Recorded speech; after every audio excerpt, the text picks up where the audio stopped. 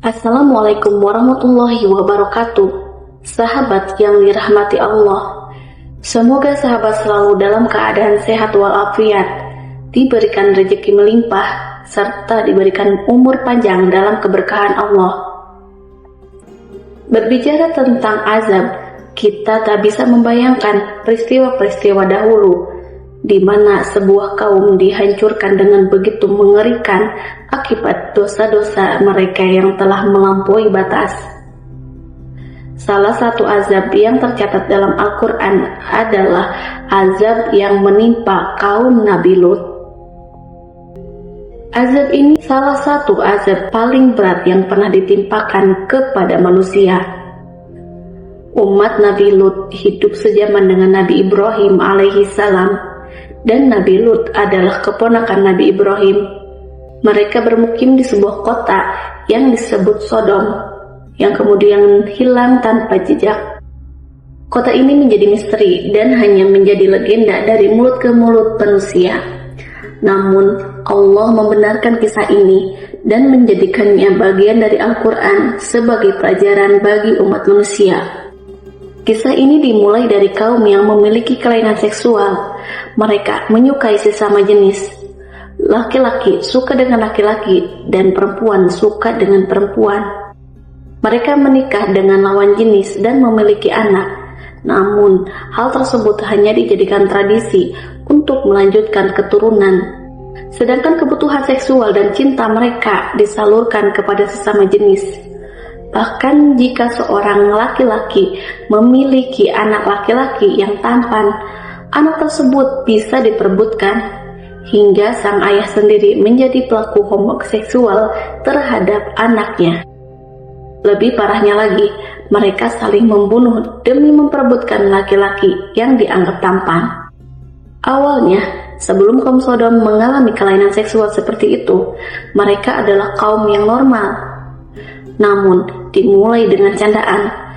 Mereka bercanda dengan satu sama lain dan mengatakan, bagaimana kalau seandainya kita lampiaskan kebutuhan biologis kita kepada sesama laki-laki.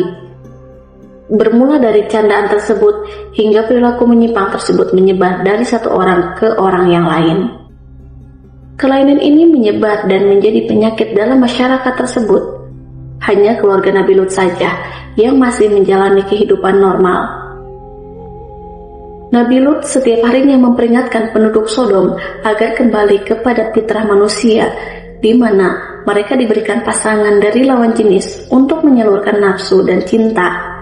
Namun, penduduk Sodom menolak ajaran Nabi Lut dan justru semakin nyaman dengan keadaan mereka.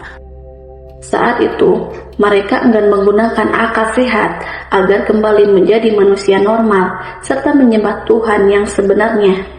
Kaum Sodom justru semakin teguh dengan kehidupan yang menyimpang. Mereka merasa nyaman menjadi orang-orang yang sesat dan bahkan mengajak orang lain ikut menjadi sesat. Peringatan Nabi Lut tidak mendapatkan tanggapan positif dari mereka, dan mereka menyatakan bahwa Nabi Lut dan keluarganya harus diusir dari kota. Kaum muslimin dari semua golongan dan mazhab telah bersepakat bahwa praktik homoseksual termasuk dosa besar. Orang yang menganggap remeh dosa ini bahkan menyebarkannya dianggap sebagai perusak di muka bumi.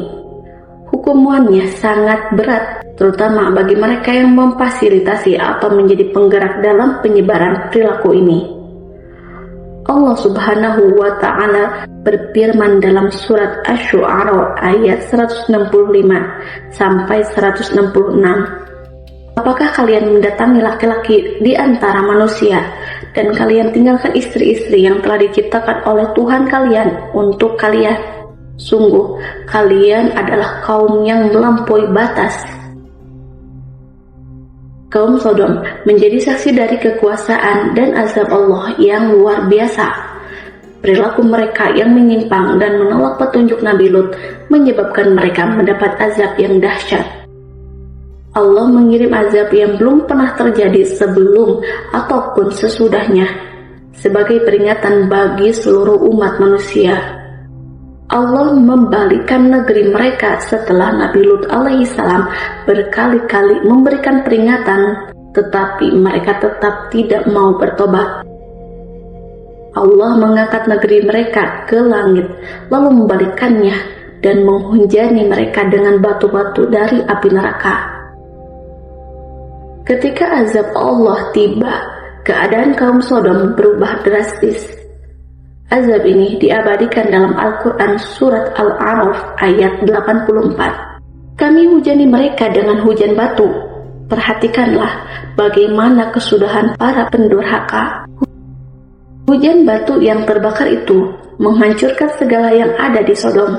Dalam surat Hud ayat 82-83 Allah menjelaskan, maka ketika keputusan kami datang, kami menjungkir balikan negeri kaum Lut, dan kami hujani mereka bertubi-tubi dengan batu dari tanah yang terbakar yang diberi tanda oleh Tuhanmu, dan siksaan itu tidaklah jauh dari orang yang zalim.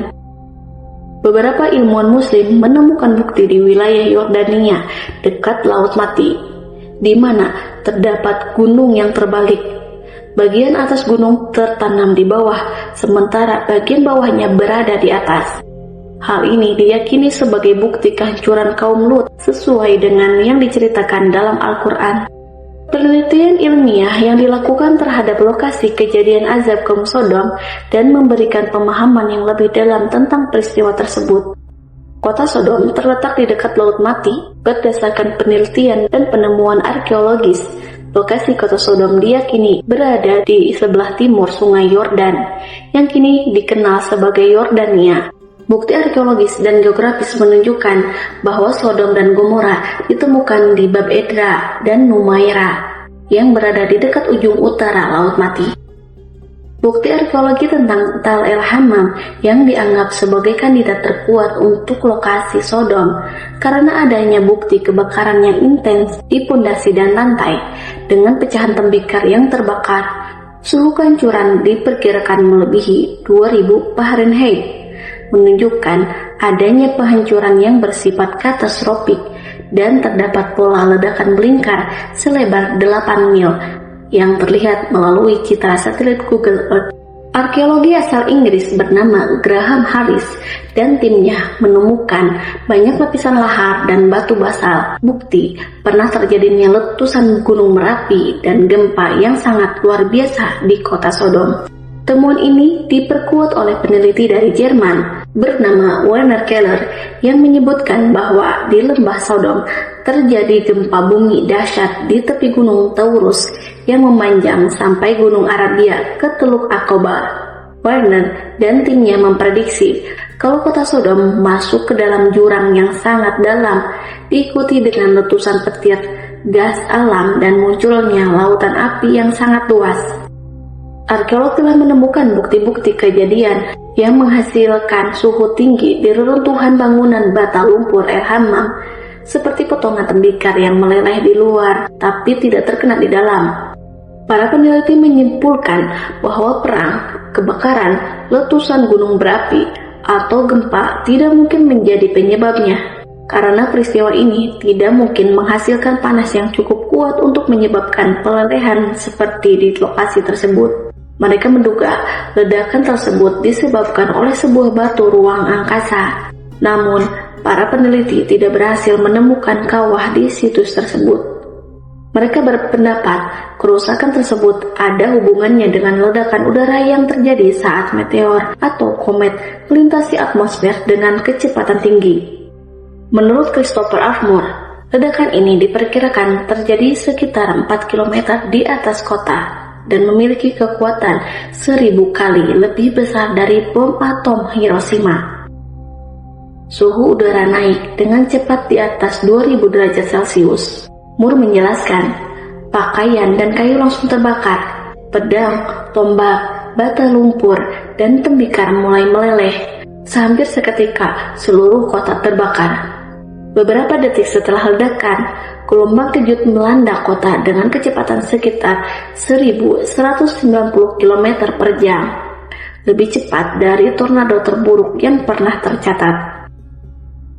Bangunan-bangunan kota itu hanya tinggal menjadi pondasi dan puing-puing.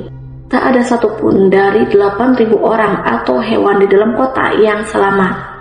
Para peneliti juga menemukan bukti lain, seperti logam yang meleleh dan pecahan mineral yang tidak biasa di reruntuhan kota tersebut. Arkeolog juga menemukan tingkat garam yang tinggi di lapisan penghancuran, yang mungkin disebabkan oleh ledakan terhadap laut mati atau pantainya. Ledakan itu bisa menyebar garam ke area luas, mungkin menciptakan tanah yang asam, hingga mencegah tanaman tumbuh dan mengakibatkan kota-kota di sepanjang lembah Yordania ditinggalkan selama berabad-abad. Imam Al-Ghazali menyebutkan bahwa rahmat dan keadilan Allah selalu seimbang. Jika suatu kaum rusak dan tidak ada lagi kebaikan, kehancuran bisa menjadi bentuk kasih sayang Allah agar keburukan tidak menyebar lebih luas lagi. Para ulama menegaskan bahwa kehancuran adalah bentuk keadilan Allah, bukan sekedar hukuman, tetapi juga sebagai pelajaran bagi umat manusia. Wallahu a'lam bishawab.